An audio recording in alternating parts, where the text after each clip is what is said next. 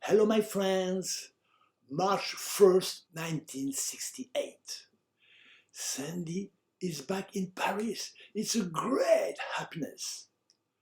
To receive her, I had left Courbevoie, having arrived at the end of my lease. The house was going to be demolished, and I had found a beautiful apartment on the 10th floor of a modern building above the Lyon railway station. Two very bright, wide-open rooms offered a large space surrounded by a terrace on three sides, one of which was very large to the south. I had fitted it out with a lot of love and a modern decor in the spirit of the times.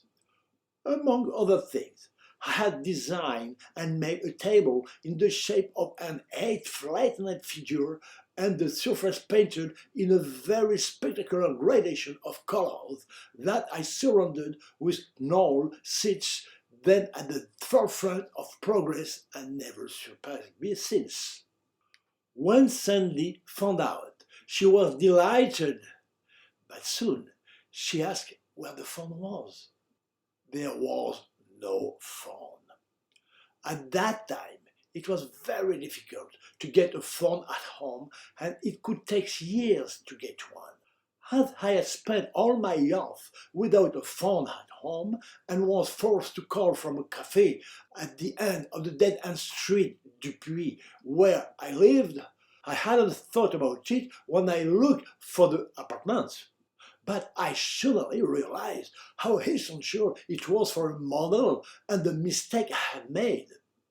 We had to move, and anyway, there was too much wind on the terraces, and you could hear all the noises of the city and the railway station. However, this was not immediately possible, and Sandy was forced to go to the post office to approach modeling agencies, which she really didn't like. I was then working in a design office that was building spars in Algeria, and I was earning a decent living, while going from time to my studio at the School of Fine Arts to continue my studies in slow motion. The wedding was taking shape, and Sandy's mother and one of her aunts were already on their way to attend. Patras, May 68. It was the revolution that saved me from marriage. I went several times to meetings at the Sorbonne and the Beaux-Arts, which were the main active centers. There were many questions, many hopes for a society that is freeing itself from its moral shackles. But I didn't like the way these very noisy assemblies went on, where everyone wanted to speak at the same time. As a result, it was always a few loud mouths who made the law. If one tried a constructive proposal that was not in the line of the Maoist leftists, one could be called a fascist without even considering the proposal. Everybody had stopped working, and the bosses of the engineering and design office decided to go Algiers, since it was preferable to be on the spot anyway for the realization of these thermal stars. They proposed us to go there, and I was constrained to accept to live there for months while leaving Sandy in Paris. I discovered Algiers, a beautiful city, where I should have gone a few years before, but with a uniform if it hadn't been reprieved.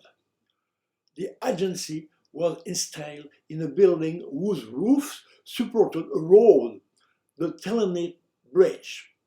From time to time, I went back to Paris to spend the weekend with my darling.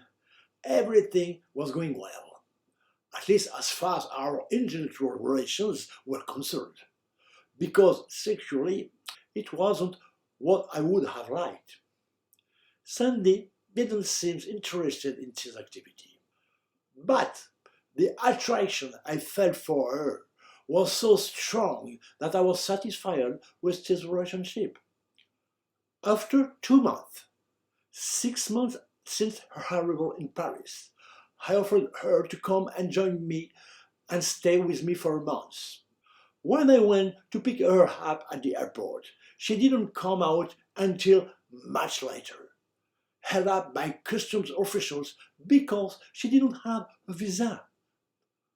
At that moment began my first earthly hell, which lasted 6 months.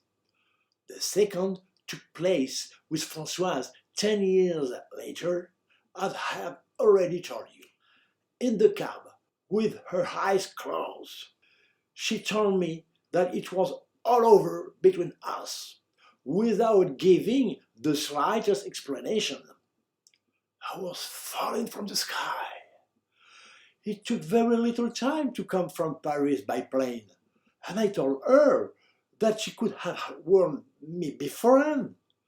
As I thought it was only a bad mood because of the hassles she had suffered at customs, I told her that I had announced to my colleague that I was going to receive her for a month, and told her to stay all that time so that I would not lose face.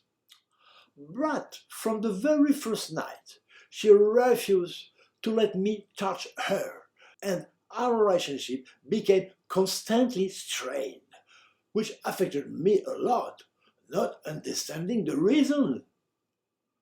Her bad mood got worse when she was walking down the street and racist kids were throwing stones at her and insulting her.